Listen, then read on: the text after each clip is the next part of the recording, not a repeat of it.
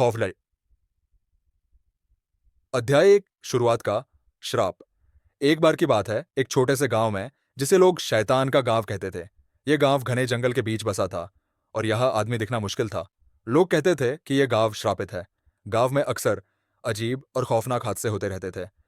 गांव के लोगों का मानना था कि यहाँ एक भयानक भूत रहता है जो रात को शिकार पर निकलता है।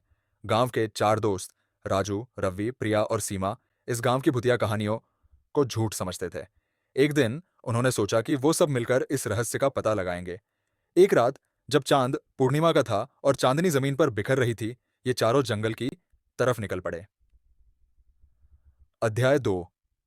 जंगल का रहस्य। जंगल में घुसते ही हवा में अजीब सी सर्दी सी लहरें थी।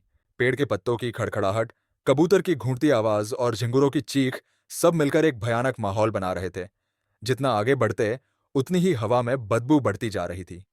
राजू ने सबसे पहले देखा एक पुराना टूटा फूटा मंदिर जो जंगल के बीचों बीच था। मंदिर की दीवारें खून से लथपथ थी और हर जगह कुछ अजीब से चिन्ह बने थे। जैसे ही वे मंदिर के अंदर घुसे, एक तीखी चीख से उनका स्वागत हुआ।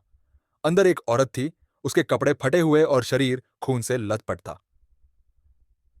अध्याय 3। खूनी सन्नाटा। औरत ने अपना परिचय दिया। उसका नाम लक्ष्मी था और उसने बताया कि वो पहले इस गांव की थी। उसने सबको चेतावनी दी कि यह मंदिर शैतान का आशियाना है। जो भी यहां आता है उसका जीवित बचना नामुमकिन है।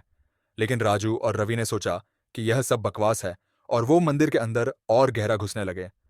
अंदर जाने पर उन्हें एक बड़ी सी पत्थर की मूर्ति दिखी जो एक इंसान की थी। उस मूर्ति की आंखें लाल थीं, जैसे खून से भरी हो। जैसे ही राजू ने उस मूर्ति को हाथ लगाया, एक जोर का धमाका हुआ और मूर्ति जिंदा हो गई। उस मूर्ति ने अपना हाथ राजू के गले पर रखा और उसका गला तोड़ दिया।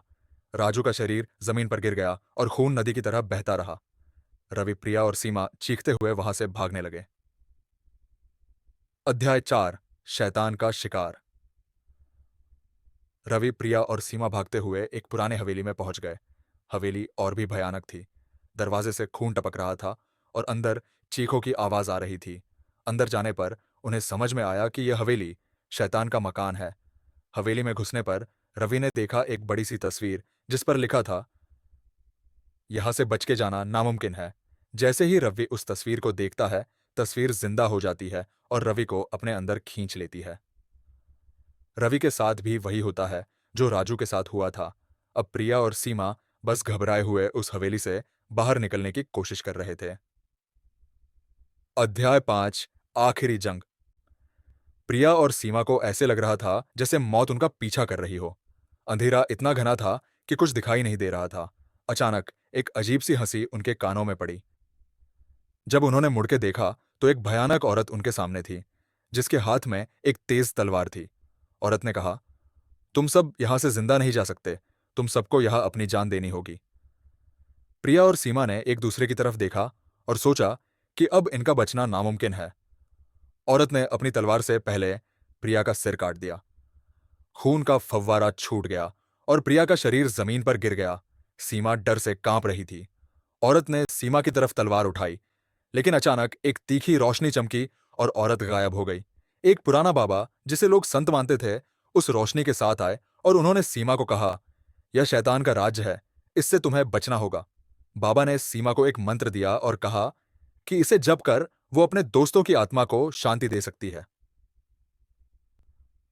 अध्याय 6। आत्माओं की मुक्ति का लिक्स। सीमा ने बाबा का दिया हुआ मंत्र जपना शुरू किया। जैसे ही उसने मंत्र जपना शुरू किया, एक एक करके सब आत्माएं उससे मिलने लगीं।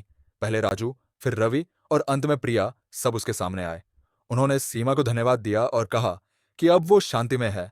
सीमा ने अपने दोस्तों की आत्माओं को मुक्ति दिलाई और वो हवेली से निकल आई। लेकिन यह कहानी यही खत्म नहीं होती।